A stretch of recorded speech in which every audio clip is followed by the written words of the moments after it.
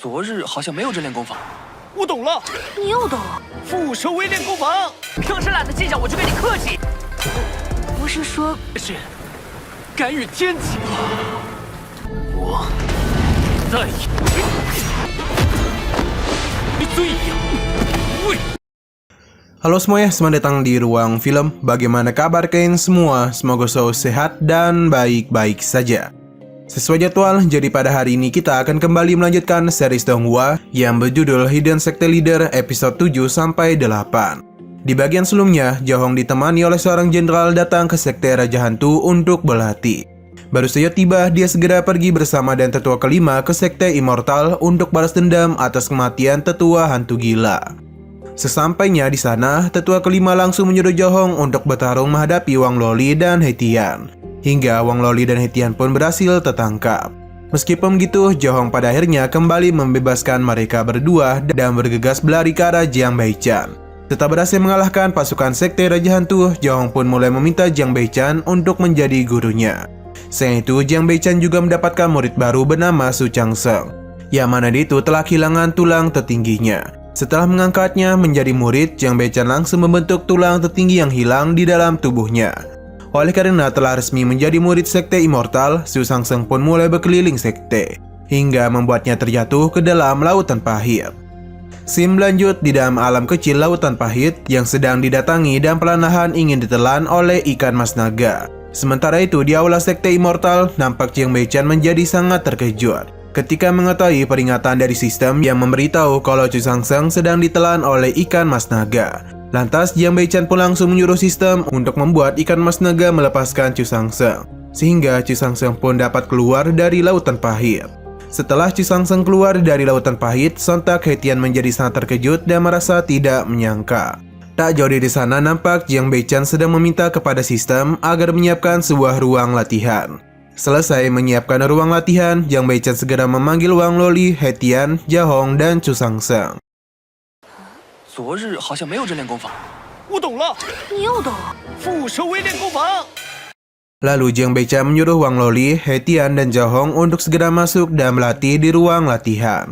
Sedangkan Su Changseng itu dilarang berlatih di dalam ruang latihan dengan alasan karena Jiang Baichan ingin Su Changseng berlatih sebuah keterampilan tingkat dewa. Setelah seluruh muridnya mulai berlatih, sistem memberikan penawaran kepada Jiang Baichan untuk mengaktifkan pemantauan ruangan latihan. Dan pemantauan ruang latihan itu, Jiang Baichan dapat melihat kalau ketiga muridnya sedang menghadapi hati iblis dan menghadirkan orang-orang yang mereka takuti. Mulai dari Wang Loli yang sedang menghadapi pasukan Sekte Raja Hantu, Jahong menghadapi ayahnya sendiri, hingga Hetian yang menghadapi teman-teman lamanya, seperti Chen Hao dan yang lainnya. Sistem kemudian memberitahu bahwasanya nyawa ketiga murid itu sedang dalam bahaya. Sehingga Jiang Baichan pun menjadi sangat terkejut dan langsung menyuruh sistem agar menghentikan ruang latihan. Selepas menghentikan ruang latihan, terlihat ketiga muridnya langsung terlempar keluar dari ruang latihan.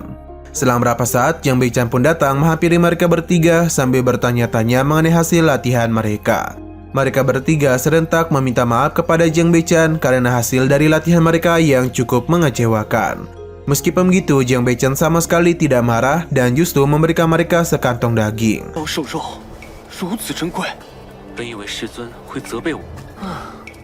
看来无论 Sewaktu sedang makan bersama, Wang Loli mencoba bertanya kepada Jiang Baichan mengenai cara untuk menghadapi hati iblis.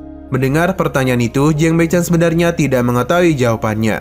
Namun sebagai seorang guru, dia tetap berusaha untuk memberikan jawaban yang terbaik. Ia pun menyuruh mereka untuk menghapus rasa takut di dalam hati dan jangan membiarkan emosi menguasai pikiran mereka. Selesai menjawab pertanyaan Wang Loli, seketika Jiang Baichan menjadi sangat terkejut karena sekantong daging yang ia berikan sudah habis dimakan oleh para muridnya. Padahal dia juga menginginkan daging tersebut. Di waktu yang sama, sistem mencoba mengolok-oloknya dan mempermainkan Jiang Baichan dengan menurunkan hujan. Sehingga Jiang Baichan pun dengan penuh emosi mulai mengutuk sistem di hadapan para muridnya dan menyuruhnya untuk menghilangkan hujan. 平时懒得计较，我就跟你客气。不是说是敢与天齐。 Setelah langit kembali cerah, tindakan dari Jiang Baichan justru membuat keempat muridnya beranggapan kalau Jiang Baichan sedang mengutuk surga. Bahkan tindakan dari Jiang Baichan itu juga memotivasi mereka. Mereka berpikir bahwasannya untuk mengalahkan hati iblis, mereka tidak boleh takut kepada siapapun seperti guru mereka. Beberapa saat kemudian, Wang Loli, Zhao, dan He Tian kembali berlatih di dalam ruang latihan. Di dalam ruang latihan itu terlihat Wang Loli yang sudah mengalami peningkatan dan berhasil mengalahkan tetua hantu gila. Bahkan Zhao juga berhasil mengalahkan rasa takutnya kepada ayahnya sendiri. Sehingga Zhao pun dapat memberikan serangan agresif dan mengalahkan ayahnya.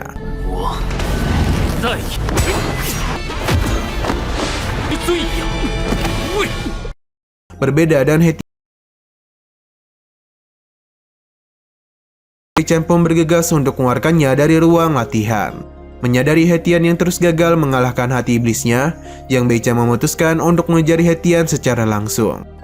Jiang Beichan kemudian mencoba masuk ke dalam ruang latihan dan di dalam sana terlihat kalau hati iblisnya ternyata adalah keempat muridnya sendiri. Pada saat itu Jiang Beichan benar-benar tidak berdaya di hadapan hati iblis, sehingga ia mencoba untuk menyuruh sistem agar mematikan ruang latihan. Melihat Jiang Beichan yang sudah merasa tertekan, sistem justru merasa senang dan mulai mempermainkan Jiang Beichan untuk sesaat. Setelah puas mempermainkan dan melihat Jiang Beichan yang tersiksa, sistem pun langsung menghentikan ruang latihan. Sesudah keluar dari ruang latihan, Jiang Beichan mengaku merasa malu karena dia itu tidak dapat mengalahkan murid-muridnya di dalam ruang latihan. Selain itu, Jiang Beichan bertambah frustasi selepas mendengar suara dari ikan mas naganya yang berkata kalau dia ini terlalu lemah. Tak berselang lama datanglah He Tian dan perasaan terkejut ketika melihat wajah Jiang Beichan yang sedang terluka. Jiang Beichan kemudian langsung mempertahankan harga dirinya dan mengatakan kalau ia sedang berusaha membaca masa depan. Mendengar ucapan gurunya, He Tian mencoba bertanya mengenai dirinya dan Chen Hao di masa depan. Agar tidak ketahuan berbohong, Jiang Beichan pun menjawab kalau ia tak bisa memberitahu He Tian agar tidak mengganggu perasaan dan pikirannya. Di waktu yang sama, terlihat Su Shangsheng yang baru saja terlempar keluar dari ruang latihan karena dia itu tak mampu mengalahkan hati iblisnya. Su Shangsheng memberitahu bahwasanya hati iblisnya sangatlah kuat dan mustahil untuk ia kalahkan. Merasa kalau kegagalannya telah mengecewakan Jiang Beichan, Su Shangsheng pun kembali bangkit dan masuk ke ruang latihan. Ia tiba-tiba saja menjadi bersemangat dan langsung masuk ke dalam ruang latihannya. Di dalam ruang latihan itu nampak He Tian pada awalnya berhasil memberikan perlawanan yang seimbang dan mampu menahan segala serangan. Namun pada akhirnya hasilnya sama sekali tidak berubah.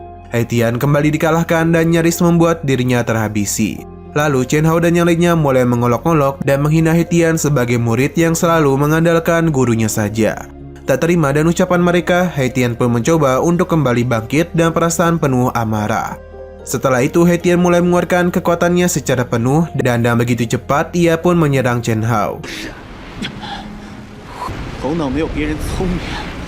名字都那么低，你知道就好，还是选择了我。我不相信。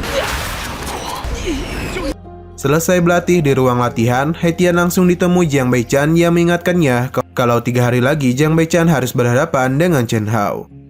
Pada malam harinya, Xin balik ke salah satu sekte bernama Sekte Iblis Darah, dan di sana terlihat Chen Hao yang menemui gurunya, yakni penetua pedang darah serta seorang penetua bernama Su Hai. Pada saat itu gurunya alias penetua pedang darah mengingatkan Chen Hao mengenai pertarungannya melawan He Tian, yang mana itu akan mempertaruhkan harga diri Sekte Iblis Darah. Pada pertarungannya nanti, penetua Su Hai berencana akan ikut pergi menemani Chen Hao. Perlu diketahui bahwasanya penetua Su Hai ini adalah seorang praktisi di ranah Golden Core di tahap akhir. Penetua Su Hai kemudian memberikan sebuah pil berwarna merah berupa pil energi darah, yang mana itu adalah persiapan pada pertarungannya nanti. Di waktu yang sama, penetua pedang darah memberikan sebuah isyarat kepada Chen Hao agar tidak menerima pil energi darah tersebut.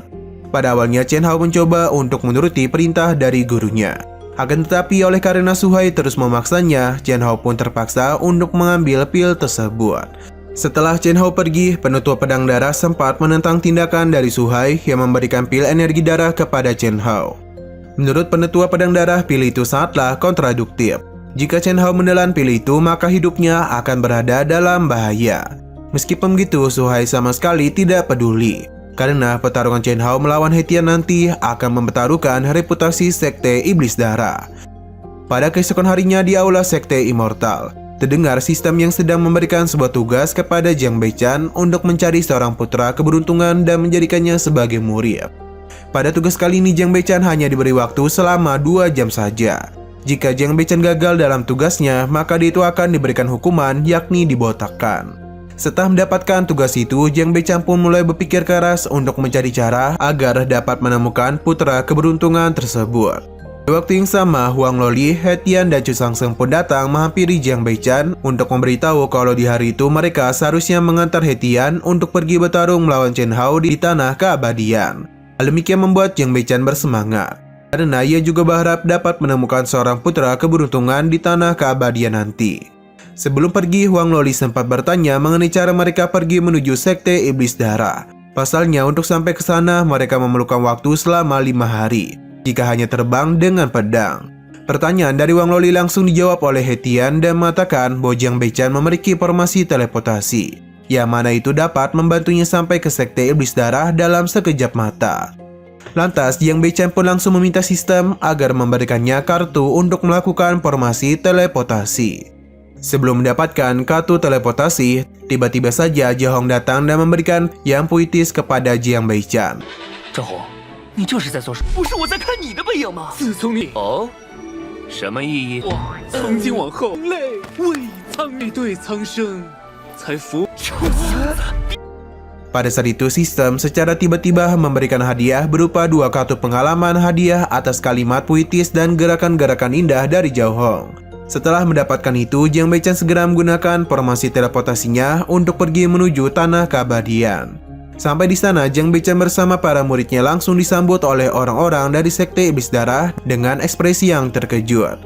Pada awalnya, penuntut Suhai sempat menganggap remeh Jiang Beichan sebagai ketua Sekte Immortal. Namun, penuntut Suhai seketika menjadi sangat terkejut karena ia tak dapat melihat tingkat kultivasi Jiang Beichan dengan kekuatannya. Tanpa berlama-lama lagi, He Tian dan Chen Hao pun mulai memasuki area dan mulai bersiap untuk bertarung. Pada saat He Tian mencoba menunjukkan energi spiritualnya, sontak penuntut Suhai pun sedikit merasa kaget. Pasalnya, sebelumnya dia diberitahu oleh penuntut pedang darah kalau He Tian tidak memiliki kualifikasi yang bagus seperti Chen Hao. Melihat perkembangan yang signifikan dari He Tian, penuntut pedang darah nampak merasa tak percaya kalau kekuatan He Tian dapat meningkat drastis hanya dalam waktu sebulan. Di tengah-tengah situasi yang menegangkan itu, Jiang Beichan justru sibuk sendiri untuk mencari putra keberuntungan yang dapat dia jadikan sebagai murid. Pada saat yang bersamaan, Chen Hao segera melepaskan sebuah serangan kepada He Tian. Namun pada saat itu, He Tian tidak dapat menemukan tongkatnya. Akibatnya, dia pun merasa kesulitan untuk memberikan perlawanan dan hanya dapat menghindari serangan-serangan Chen Hao. Menyadari kalau He Tian lupa membawa tongkatnya, Huang Loli langsung melemparkan tongkat miliknya ke arah He Tian, sehingga He Tian pun dapat memberikan serangan balasan.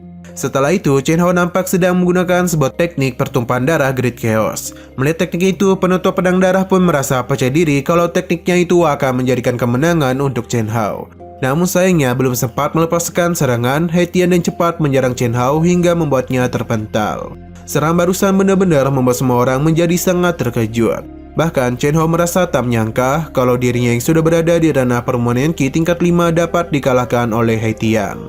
Lantas He Tian pun memberitahu kalau dirinya sekarang sudah jauh di atas Chen Hao, yaitu berada di tingkat 17. Merasa kalau Chen Hao tidak dapat mengalahkan He Tian, penuntut Suhai langsung menyuruh Chen Hao agar menggunakan pil energi darah. Tanpa berlama-lama lagi, Chen Hao segera menelan pil energi darah, sehingga kekuatannya pun meningkat secara pesat dalam waktu singkat. Tak berhenti sampai di situ saja, Chen Hao kemudian mulai mengumpulkan sebuah energi untuk menyerang He Tian. Nah, sayang sekali lagi seru-serunya, episodenya ini malah bersambung. Oke, sekian dulu pada video kali ini. Untuk video selanjutnya akan segera hadir. Jadi bagi kalian yang ingin mengikuti series ini, langsung saja klik subscribe dan aktifkan loncengnya. Terima kasih yang sudah menonton video sampai habis. Jika kalian suka pada video ini, klik like dan share ke teman-teman kalian tentang channel ini. Dan ditunggu aja kelanjutannya. Oke, sampai jumpa di video selanjutnya.